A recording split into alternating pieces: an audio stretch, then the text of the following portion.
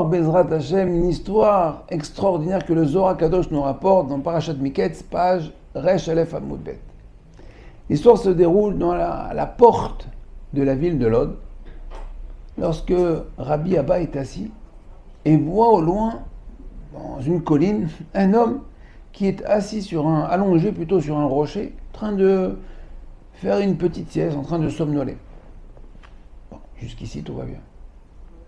Lorsqu'un serpent, un gros serpent, un gros reptile, une espèce d'anaconda énorme, se rapproche de notre homme qui est en train de dormir, va pour le mordre.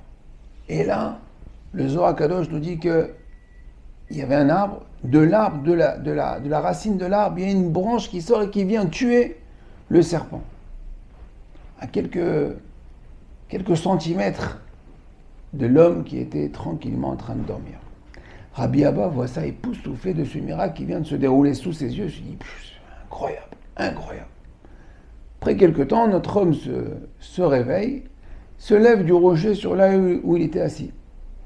Il se lève, il reprend son chemin et vous comptez quelques secondes et le rocher sur lequel il était assis se détache de la montagne et se déboule toute la vallée pour finir là-bas dans les ravins. Et là, Rabbi Abba dit, la deuxième fois, il y a quelques secondes, il était assis sur le rocher. Il serait resté encore assis quelques secondes, il aurait déboulé aussi la montagne et aurait fini dans les ravins. Comment c'est possible que Kadosh Baruch Hu opère deux miracles sur la même personne? Et des miracles, une folie. Rabbi Abba, très intrigué, se rend vers cet homme-là pour lui poser la question. Mais qu'est-ce que tu fais dans la vie? Qui tu es? Dis-moi, raconte-moi tes maasim tovim, dis-moi tes actes, les mitzvot que tu fais, je veux savoir. C'est pas possible, j'en ai vu des choses. Sur la même personne, deux fois de suite, en plus, Kilo, tu t'en rends même pas compte, quoi. Qu'est-ce que tu fais? Raconte-moi. Alors l'homme lui dit tout simplement, il dit de ma vie, j'ai toujours pardonné, d'accord, à celui qui m'a causé du tort. Je n'ai jamais tenu rancœur.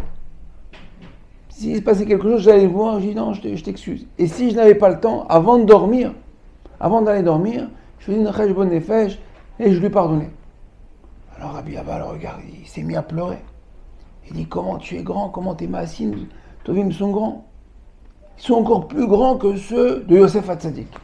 En effet, Yosef Hatzadik, qui a été un comportement exemplaire, extraordinaire pour nous. Yosef Hatzadik qui s'est fait vendre par ses frères, jeté dans le puits, qui s'était maltraité. Il a été éloigné de son père, considéré comme mort. Et quand bien même, Yosef Hatzadik, quand il les voit arriver, il va aller, au début, en tant qu'agent secret, il ne va pas tout de suite se dévoiler, mais il va quand même les recevoir, leur donner à manger. Il va leur donner plus que ce qu'il donne aux autres. Il aurait pu les mettre. Yosef était le gouverneur d'Égypte, il aurait pu se venger, les mettre en prison, les torturer. Chamish mort, ce qu'il aurait pu leur faire. Mais non. Il les a pris, il les a nourris, il les a amenés. Bref, avec un certain suspense quand même. Rabotai, si Rabbi Shimon Bar Yochai a pris le temps et a pris la peine de nous écrire cette histoire, c'est pas qu'il a voulu nous raconter une belle histoire à la Walt Disney. C'est qu'on doit apprendre de cette histoire. De même que la Torah, s'il nous ramène l'histoire de Yosef, c'est qu'on doit apprendre. La paracha, c'est pas juste des histoires. C'est pour nous apprendre à nous comporter et à grandir à la lumière de la Torah, à la lumière du Zohar Kadosh. Alors c'est pour ça que Chachamim ont institué, entre autres, lorsqu'on fait le Kriyat Shema Lamita, c'est la lecture du schéma qu'on fait avant de dormir, qui est plus que conseillé à faire. C'est une protection, une vraie shmira pour l'homme, pour la neshama, avant de dormir. Alors comment ça commence? Ça commence avec Ribono Shalolam. Arini Mochel Vesor Lechol Mi Sheichiz Vekni Oti. Maître du monde. Arini, je suis là. Arini Mochel Vesor, je pardonne et j'excuse Lechol Mi Sheichiz Oti, tout celui qui aurait pu m'énerver dans la journée. Oshechata Kenegdi, qui a fauté contre moi, Ben Begoufim, Ben Maoni, contre mon corps, contre mon argent, Ben Bervodi, contre mon honneur. Ben Bechol Hachali, tout ce qui peut m'appartenir. Ben Beones, Ben Beratson, qu'il a fait Beones, qu'il était contraint, qu'il a fait Beratson, qu'il a fait volontairement. Ben Beshoyega volontairement. Ben Bemezid, Ben Bedibom, Ben Bemassé, qu'il a fait avec sa parole, avec des actes. Ben Begilouzé, Ben Begilouacher, qu'il a fait dans cette vie-là ou même dans une vie antérieure. Lechol bar Israël, à tout homme d'Israël, ne punit personne à cause de moi.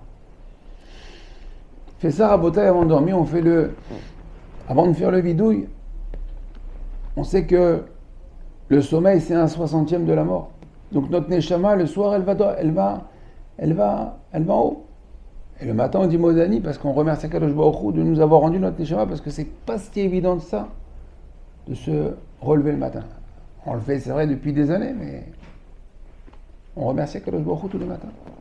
Donc on fait monter notre Neshama de manière légère. Tous les soirs, la Neshama, elle est jugée sur ce qu'on a fait aujourd'hui, hier, avant-hier.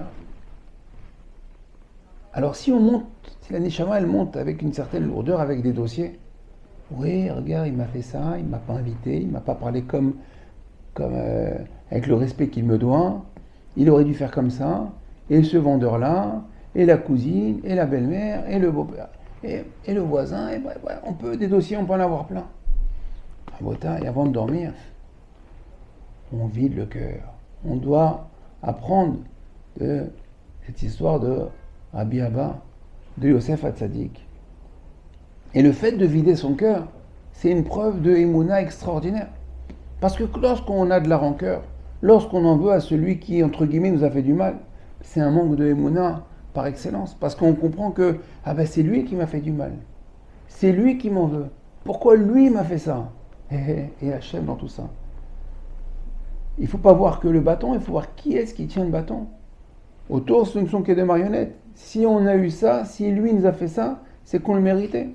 Et lui, entre guillemets, celui qui nous a fait ça, il méritait de nous le faire parce que Kadosh Baruch Hu, il lui a donné le mauvais rôle. Mais sinon, on a été victime de ça, c'est qu'on doit se remettre en question sur ce qui s'est passé. Peut-être si on ne nous a pas honoré, c'est parce que peut-être nous aussi, on n'a pas donné de kavod à une autre personne ou à Kadosh Baruch Hu. Alors, Bezrat Hashem, que à la lumière donc de cette paracha, du comportement de Yosef Hatzadik, de cet homme qui somnolait, qui a été rapporté dans l'histoire du Zohar Kadosh, que nous puissions aussi, nous aussi, apprendre. C'est pas évident, parce qu'on voit que quand même, Rabbi Abba, il était ébahi de voir de tels miracles. Et au Hachem, c'est parce que quand c'est dur, le salaire va aussi en conséquence. Alors, Bezrat Hashem, je vous dis bon travail, et n'oubliez pas de faire, avant de dormir, ce Kriyat Shema Lamita, ces quelques phrases qui peuvent changer beaucoup, et Bezrat Hashem, que Akadosh Baruch Hu opère sur nous des miracles, sur tout Am Israël, et qu'on voit très très bientôt la Géoula Shelema, la retour de tout Am Israël, que chacun rentre chez soi, sain et sauf, et qu'on ait la Géoula Shelema Bimera, Amen.